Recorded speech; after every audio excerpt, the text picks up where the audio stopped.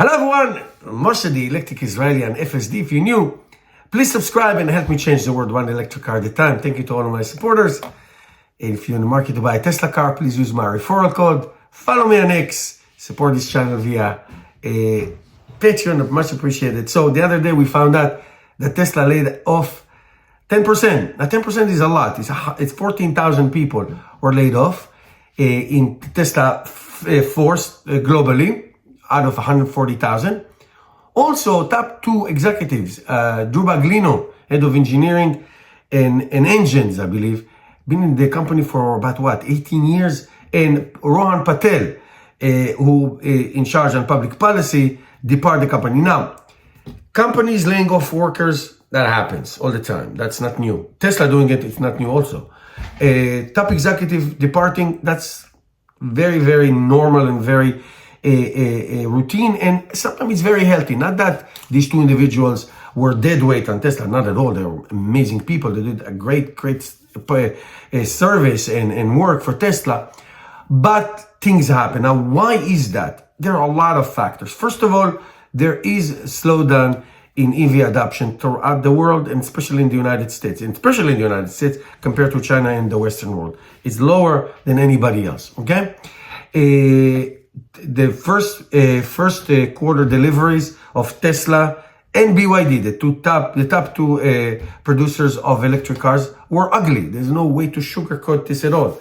BYD, the giant BYD, dropped from 520, 30,000, something like that, it delivers in Q4 to 300,000. That's like almost 50%. That's a lot, okay?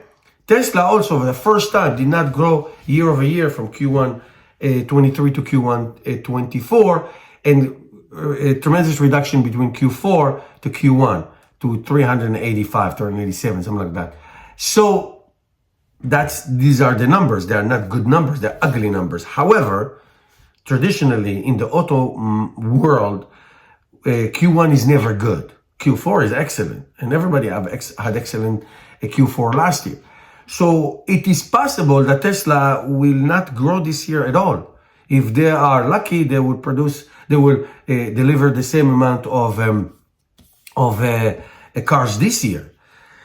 And so is BYD. We don't know. The inflation, interest rates are crazy in the United States and Europe. So these are all factors of what's going on. So 10%.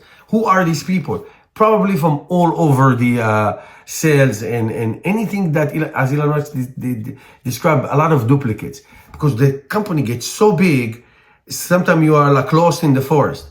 So you have to reorganize the company. So now Tesla is in this peculiar situation of what we call two waves of growth. Is 2 million cars a year of the Model 3 and Model Y, because these are the two models that sell. Is it the top? This is what you can get. If the interest rate go down to more, will it go to 3 million, to 4 million in the future? Because think about it, today, Tesla cars around the world, global, average is $45,000 in average. $45,000 is out of most people's range. Most people cannot afford $45,000. BYD is $20,000, more than a half cheaper, okay? And yet they still experience this tremendous slowdown. Now, granted, they mostly sell just in China. United States is not open to them, and I don't think it ever will.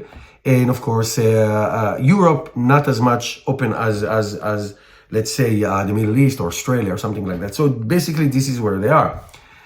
So it is a challenge. It is really, really a challenge. And for Tesla, as Elon Musk described, is between two waves of growth. Okay? And what is the next wave? Must be at this new platform, and it must be a car that people physically can drive. If Tesla think, and I don't think this is what is going to happen, but if Tesla think that we'll go all out on autonomy alone with a cheap car, you are dependent on regulations. United States is 5, 6 cities. Let's say you replace every single Uber in the United States. It's only 100,000 cars. That's it. It's not like it's going to be 3-5 million cars per year. No, it's not going to happen. So you have to have a physical car that people can drive physically, like the Model 3 with and FSD component. Yes, that I understand. That is true. So having said that, we will see what happened this year. This summer is going to be very interesting to see what Tesla is introducing and what is the format, what is the platform. Is it all autonomous? Is it regular car with the autonomy option? What is the actual price? It's always different. What are the interest rates? When is going to be delivered? Tesla is now in a growth wave of the Cybertruck, and the Cybertruck is a very expensive car. Right now, $100,000 if you want the foundation series, and even later on, it's going to be the 80,000. 80,000 is out of range for 90% of the people, and it's only in the United States. There comes the cheaper car. When is it going to be delivered? When deliveries are going to happen? Where? Who's going to? It's a lot of factors to consider. If you want to get to volume numbers, then this is where you're going to be. This is where you're going to be. So it's very interesting. Times in the EV world, there is a slowdown all over the world. There's no question about it. So we'll keep following this story. Thank you guys for watching, and I'll see you in the next video.